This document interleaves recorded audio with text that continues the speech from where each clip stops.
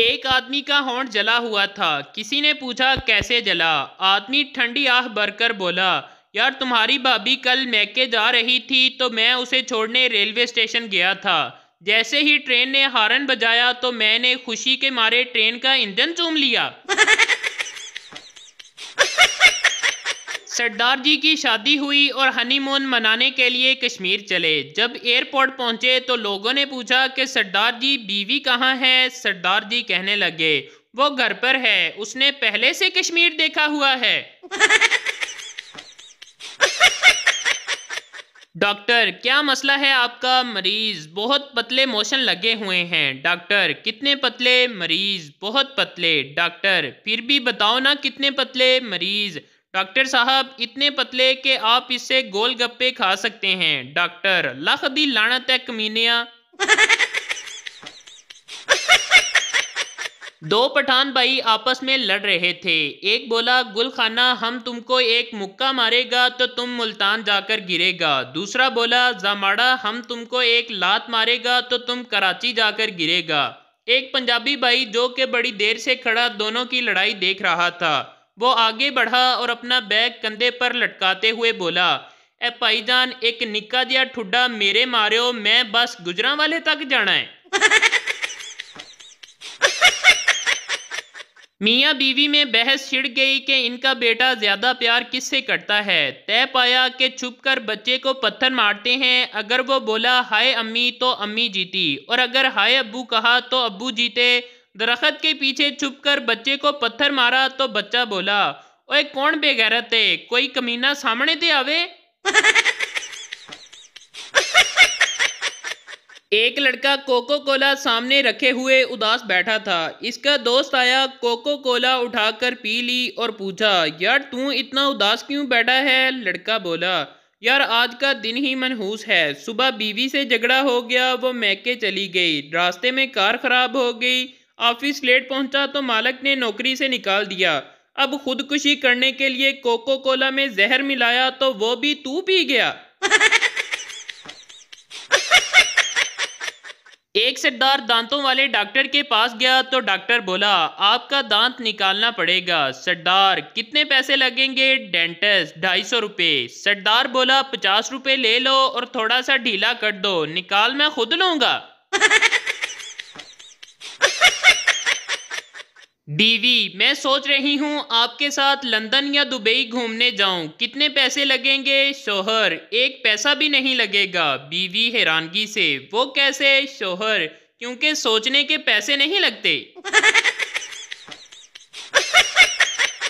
एक कुत्ता मौलवी के हाथ से गोश्त छीन कर भाग गया। मौलवी ने आवाज दी, गोश्त वापस कर वरना लाउड स्पीकर पर ऐलान कर दूंगा कि आज से कुत्ता हिलाल है।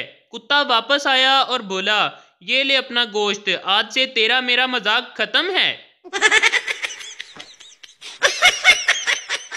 शेख अपने बाप से, अब्बू आज मैं 5 रुपए के 3 प्याज लाया हूँ। बाप, शाबाश मेरा बेटा, लेकिन 5 रुपए का तो एक ही प्याज आता है। शेख, प्याज वाले ने तो एक ही दिया था, एक मैं उठाकर भाग आया और एक उसने मुझे पीछे से मार दिया, हो गए ना 3।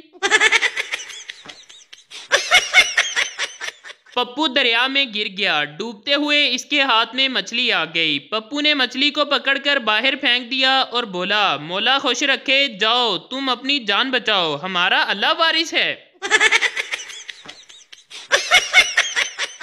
एक आदमी अपने दोस्त से, तेरा भाई आजकल क्या कर रहा है। दोस्त, एक दुकान खोली थी पर 6 महीने से जेल में है। आदमी, वो क्यों। दोस्त, क्योंकि दुकान हथौड़े से खोली थी।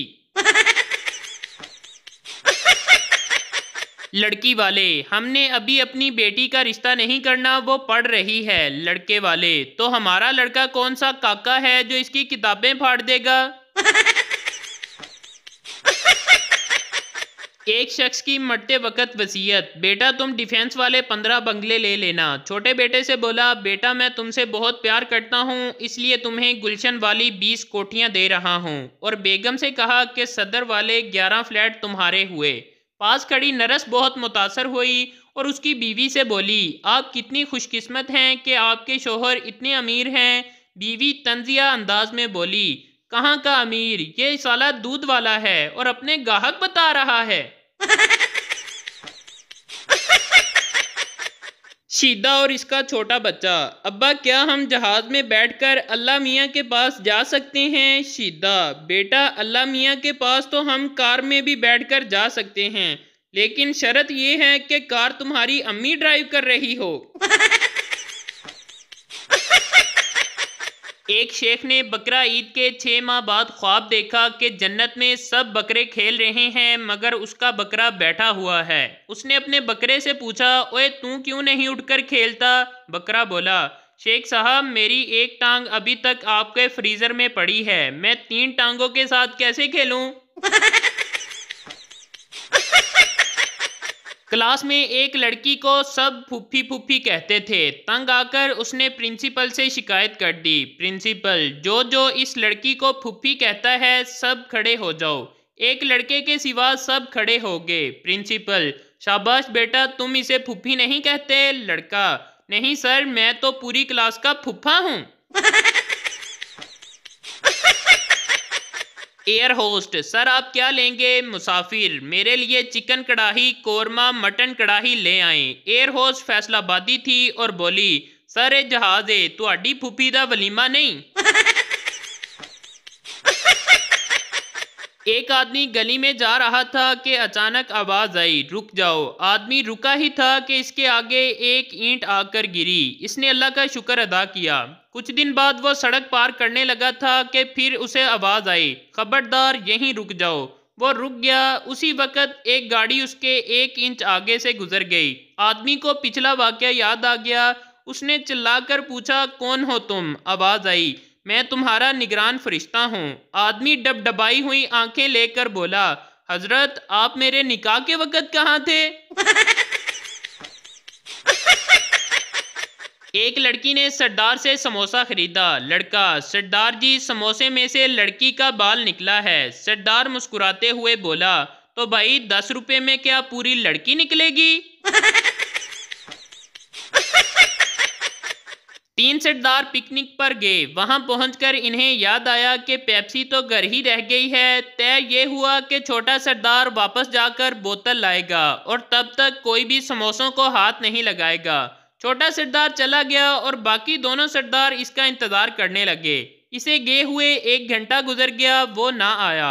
1 दिन गुजर गया, हत्ता के 1 साल गुजर गया, लेकिन छोटा सरदार वापस ना आया। बिला आखिर एक सरदार बोला, यार वो वापस नहीं आएगा, चलो समोसे खा लेते हैं। इतने में एक दरख्त के पीछे से छोटा सरदार बरामद हुआ और कहने लगा, जे एंजी करना है तो फिर मैं नहीं जांदा बोतल लैन। एक बूढ़ा आया, साथ एक बूढ़ी को भी लाया और होटल में जाकर वेटर को बुलाया। दोनों ने अपना अपना ऑर्डर मंगवाया। पहले बुड्ढे ने खाया, बुड्ढी ने पंखा हिलाया, फिर बुड्ढी ने खाया और बुड्ढे ने पंखा हिलाया।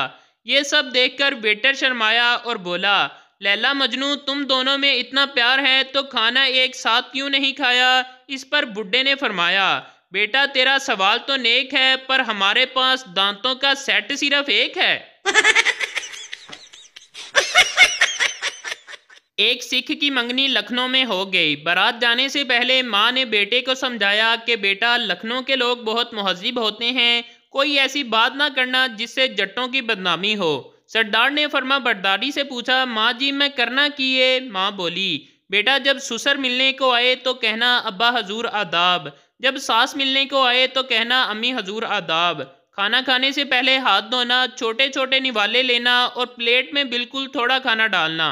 और एक अहम बात, लखनऊ के लोग खीर को स्वीट डिश कहते हैं, तुम भी स्वीट डिश ही कहना। बारात लखनऊ पहुंची। ससुर आया तो दुल्हा बोला, अब्बा हजूर आदाब। ससुर बहुत खुश हुआ और बोला, कितना मुहज्जिब है हमारा बेटा। जब सास से कहा अम्मी हजूर आदाब तो वो भी बहुत खुश हुई।